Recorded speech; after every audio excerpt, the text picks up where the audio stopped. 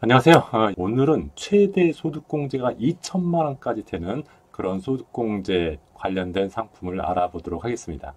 지난 시간에 기본공제, 추가공제, 주택 임차차입금, 원리금 상환액과 같은 그런 소득공제 상품에 대해서 말씀드렸고요. 오늘 장기주택 차입금, 이자 상환액 에 대해서 말씀드릴 텐데요. 이것도 소득공제할 수 있는 상품이라고 볼 수 있는데 일반 저축 상품이 아니라 대출 상품이죠. 장기주택저당 차입금이 어떤 것인지 먼저 알아보도록 하겠습니다. 장기주택저당 차입금이란 말도 사실 우리가 평상시에 쓰는 말은 아니죠. 좀 어렵습니다.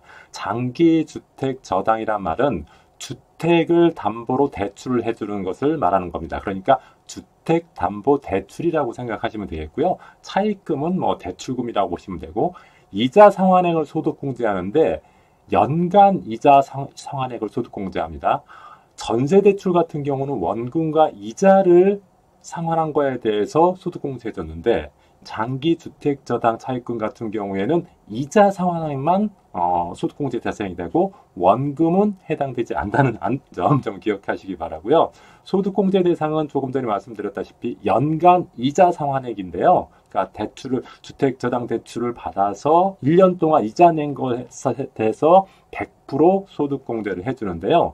연간 이자 상환액이니까 매년 이자 상환한 것에 대해서 소득공제 받을 수 있습니다. 금년에 500만 원 이자 상환했다면 500만 원, 내년에도 500만 원 이자 상환했다고 하면 내년에 또 500만 원 소득공제 받고, 그러니까 이자를 내는 기간 동안에는 매년 소득공제를 받을 수 있다는 점이 아주 큰 장점이라고 할 수가 있겠습니다. 소득공제 금액 한도는요, 최고 여기 1,800이라고 되어 있는데 2천만 원으로 바뀌었습니다. 2천만 원으로 바뀌었고요. 최고는 하여튼 2천만 원까지 가능하다. 그러니까 엄청난 소득공제 혜택이라고 볼 수가 있겠습니다. 그러면 소득공제를 받기 위한 요건은 어떤 것이 있느냐? 일반적으로 연말정산은 근로자가 하잖아요. 그러니까 근로자여야 되고요. 근로자이면서 세대주가 되어야 됩니다. 세대주가 아닌 자는 이 상품으로 인한 소득공제 받을 수 없고요. 다만 예외적으로 세대원도 소득공제를 받는 경우가 있는데요. 이 경우에는 세대주인 근로자가 소득공제 혜택을 받지 않은 경우에 세대원이 만약에 근로자라고 하면은 예외적으로 소득공제가 가능합니다. 그다음 주택 요건도 있는데요. 취득 당시 기준시가 6억 이하의 주택만 가능합니다. 다시 말하면은 취득 당시 6억 이하니까 현재 6억 이하가 아닙니다. 취득 당시는 예를 들어서 5억인데 현재 10억이 됐다. 이런 경우도 해당이 됩니다. 왜냐하면 현재 10억이더라도 취득 당시에는 6억 이하이었기 때문에 해당이 되고요. 그다음 기준시가를 기준으로 6억 이하입니다. 실거래가가 아니라 기준시가를 중심으로 6억 이하니까 보통 기준시가는 실거래가의 한 80% 정도 되거든요. 실거래가 5억이라고 하면은 기준시가는 한 4억 정도 됩니다. 그러니까 실거래가가 아니라 기준시가 기준으로 해서 6억 이하 주택이다. 그러니까 6억 이하, 기준시가를 기준으로 해서 6억 이하 주택만 가능하니까 6억을 초과하는 주택은 해당되지 않는다는 점도 좀 기억하셨으면 좋겠습니다. 차입 요건도 있는데요. 금융회사나 주택도시기금에서 차입해야 됩니다. 금융회사는 일반적으로 주택담보대출 해주죠. 그리고 정책금융상품으로서 주택도시기금에서 좀 저렴하게 주택 관련된 대출을 해주는 거 있거든요. 이게 바로 주택도시기금에서 해주는 대출인데요. 이 둘 중에 하나에서 차입을 했을 것을 요합니다. 이 둘 중에 하나인 경우에 소득공제를 받을 수 있는 것이지 개인 간의 대출로 인해서 받는 소득공제는 안 된다. 이런 점들도 여러분들이 명확하게 알아두시고요. 그 다음에 소유권 이전 등기일로부터 3개월 이내에 차입을 하였어야 됩니다. 주택을 구입하고 소유권 등기를 하죠. 소유권 등기를 한 날로부터 3개월 이내에 대출을 받았어야지 3개월이 지나버리면 소득공제 혜택이 없다. 그러니까 3개월이라는 기간 꼭 여러분들이 알고 계시기 바랍니다. 그 다음에 대출 기간은 15년 또는 10년 이상이어야 됩니다. 그러니까 주택담보대출로서 10년 이하의 단기 대출은 해당되지 않고 최소 10년 또는 15년 이상의 장기 대출만 소득공제 대상이 된다. 이렇게 알아두시면 되겠습니다. 소득공제 최고 한도는 1,800만 원까지 과거에는 가능했는데요. 최근에 법이 바뀌어서요. 2천만 원까지로 바뀌었습니다. 여기 소득공제 1,800만 원까지라고 제가 PPT에다 해놨는데 요거 PPT 요거 그 개정 전 그 금액이고요. 지금은 이제 개정이 돼서 소득공제 최고 2천만 원까지 가능하게 됐습니다. 대출 만기는 10년 이상 또는 15년 이상이라고 했는데 15년 이상이면서 고정금리 비거치식 분할 상환으로 하는 경우에는 2천만 원까지 소득공제가 가능하다. 엄청나죠?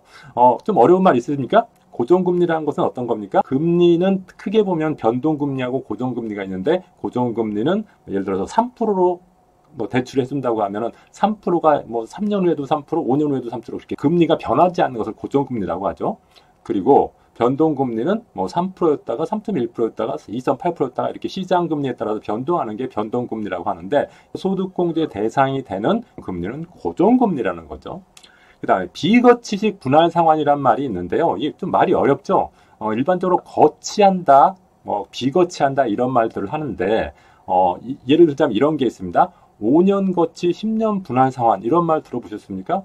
대출할 때 가끔씩 나오는 말인데 이게 뭐냐면 5년 거치란 말은 5년 동안 원금 상환하지 않고 이자만 내는 기간, 이것을 거치 기간이라고 합니다.